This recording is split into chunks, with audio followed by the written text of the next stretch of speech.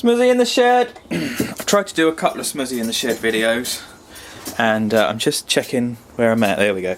And they've not really worked very well because I've just been shit. Why isn't that work? Why is that stopped now? Weird. Right. I'm in the shed. I've got my airbrush. I've just got some flat. I've got some semi-gloss black in there. The semi-gloss black is lovely. When I pull this little handle thing back, paint comes out. I have undercoated, not well enough. I might do it again if I'm honest, but I can start this off just to show you what I'm all doing. I'm post-shading, I'm pre-shading even, knobhead. So can you see there? All the raised parts, all the corners, all the edges are all black. So you can just spray stuff in there.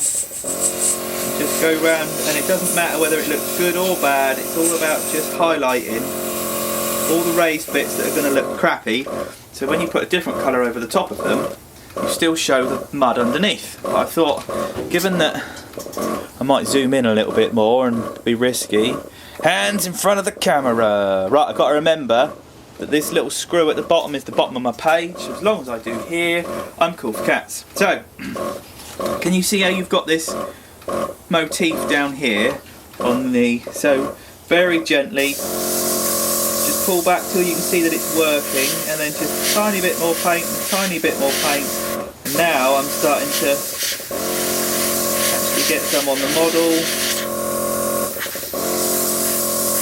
like that. There we go. Paint was just being a knobhead. So like that.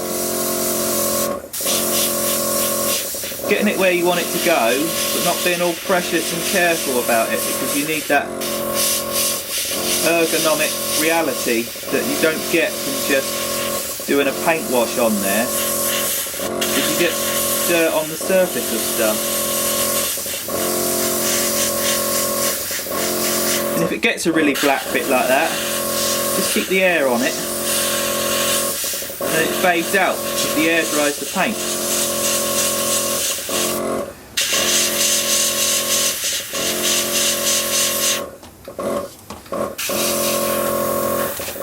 So you lot can see.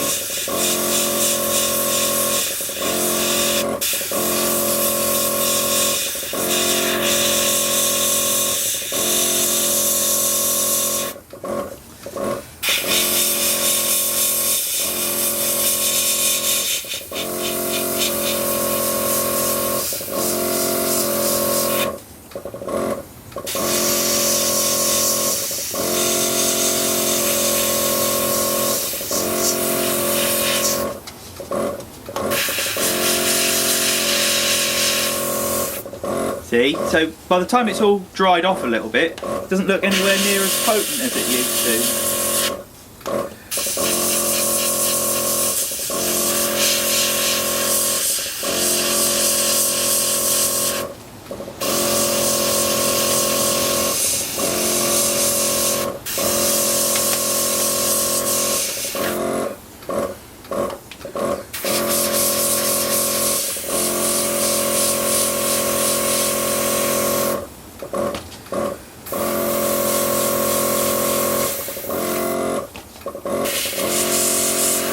Oh, remember where my thing is? There, there.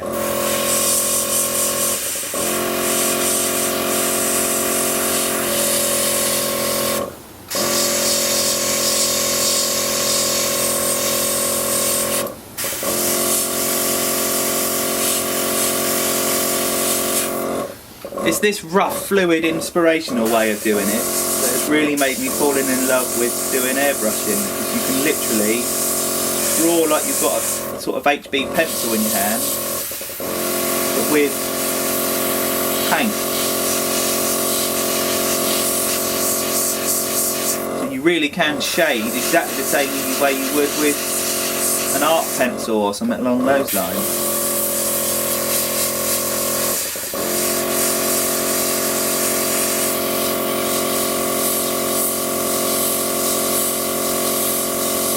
So boring and nerdy when I get into stuff, but I do get really into stuff.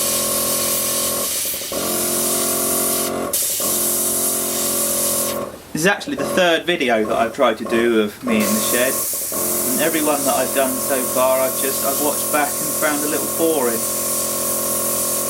But this is a transformer. I've got the weekend off because it's the weekend, obviously. The hangover's not too bad.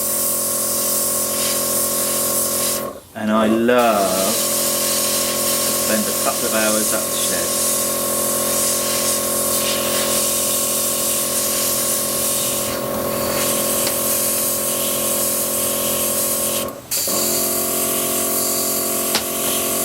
See there where it's in between the cogs? It's going to go super dark there. They don't really, when we paint this properly with a silver or a gunmetal to start with, I don't really want those black bits to get covered. I want them to be black. Like that's the area where all, you know, the recess where all the muck and the dirt's going to sit and that sort of stuff.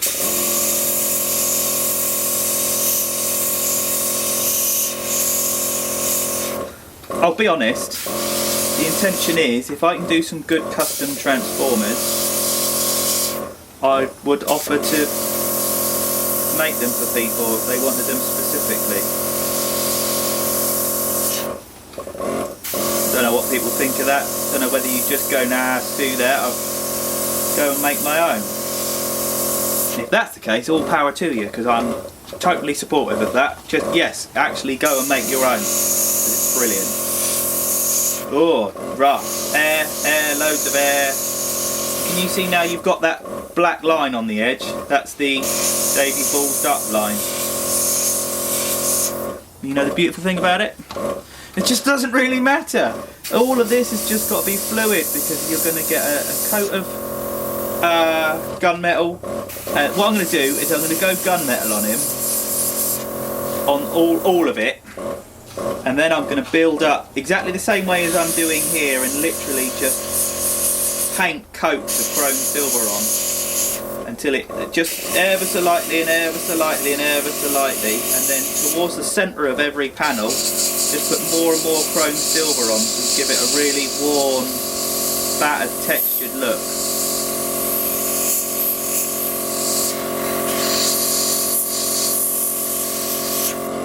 Paint flow's not very good. I need to clean the airbrush. I'd love to blame it on dodgy paint and stuff, but it's just on a dodgy Dave instead.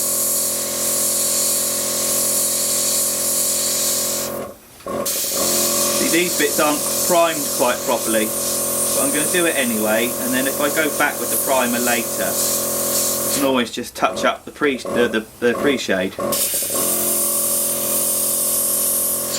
See, really big thick lines now, getting quite brave with it, and I think the braver you are the better it looks personally. So if I do that, you can see going in that corner, too far in, but it doesn't matter because we're being fluid.